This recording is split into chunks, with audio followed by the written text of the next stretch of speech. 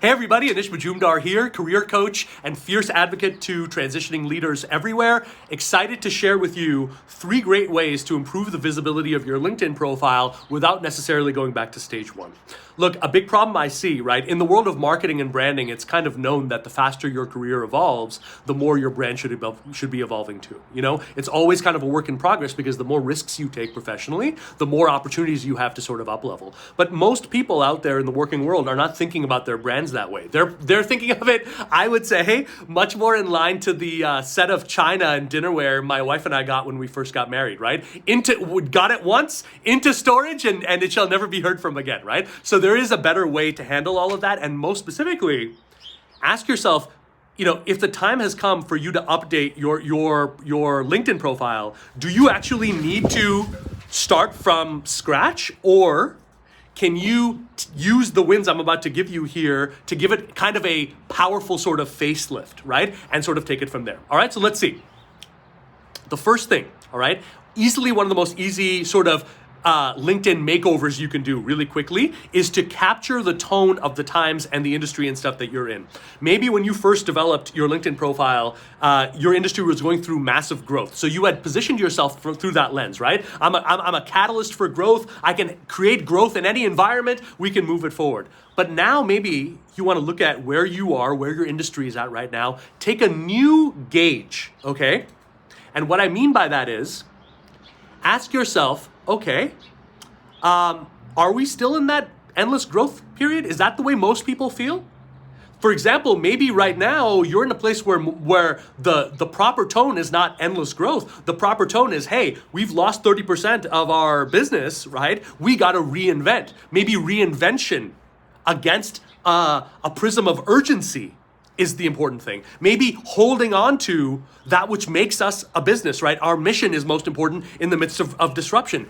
In other words, maybe the tone has changed. And so you can change the tone of your LinkedIn headline, of your about section, even the keywords and the recommendations you have to more appropriately capture that. And that's a very, very powerful way to keep your brand relevant and powerful. Here's another one.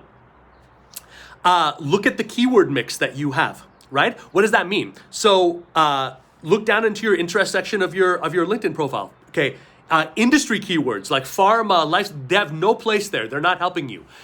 Tech skills like C++, Java, these are not helping you. I don't care whether you have a tech background or not. That is not the purpose of those keywords, okay? The purpose of those keywords is to communicate A, your high-level stuff, and B, your hardline, deeper capabilities, not just technical skill sets, okay? So I want you to pull up competitors. I want you to pull up people who make you nervous, even right up to the C-suite for your pathways, okay? I want you to pull up those profiles, take a look at their keywords. What types of keywords are they using? I want you to dump out every keyword that is too low level or no longer has a place in your profile and start replacing it with those that do. Take it, beg, borrow, and steal from your competitors until you're in a strong enough place. But that's a huge way. The keywords are an amazing place in LinkedIn to immediately up-level your fit within a role, within a level, within a strata. So that's a very, very, very powerful thing that you can do.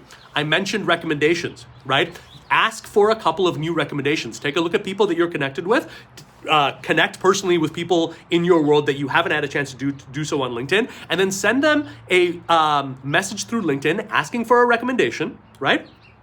But specifically call out 1 or 2 things that are in line with the brand and the way that you want to be perceived, right? So if I say like, look, right now, I am an expert, right, in connecting the dots between high-level biz dev, people management, and operations. If I'm talking with someone, I can say, hey, Bill, I'm currently exploring kind of the next step in my journey, and I would so appreciate a few words from you on the work that we did at X, particularly in the areas of the operations that we were taking care of there, or as it touched into the business development side. If you wouldn't mind, I would really appreciate that. And if you'd like me to send something over to get it started, let me know. Something like that. But basically, adding that piece in terms of actually suggesting 1 or 2 things is enormously valuable, because the number one thing that stops otherwise willing people from writing you a recommendation right now, which gives you a massive visibility boost, by the way. 5 to 8 recommendations will give you a permanent visibility boost on LinkedIn. That's the value of recommendations, first and foremost, right?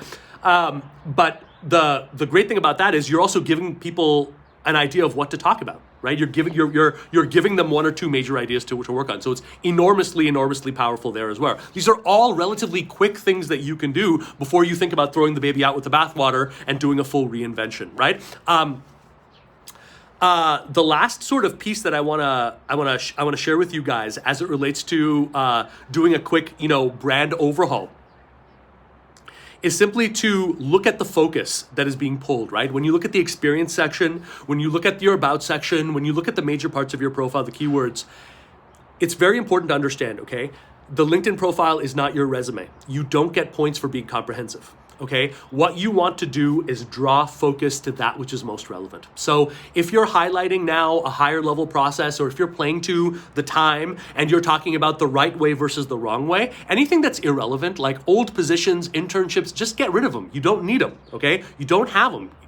You want the experience section and your LinkedIn profile to only really feature those roles, those opportunities that are directly in line with the brand as you want to communicate it today. Everything else should either be eliminated or straight out minimized, okay? If you want to go deeper into learning what is actually generating offers for people right now, I would recommend following me right here on LinkedIn. My name's Anish Majumdar. I'm known as the career coach to the fiercely ambitious everywhere, all right? I'm sharing these types of advice, experiences, and wins from people that I'm coaching right now with an eye towards helping you every single day, and I would really appreciate the follow. All right?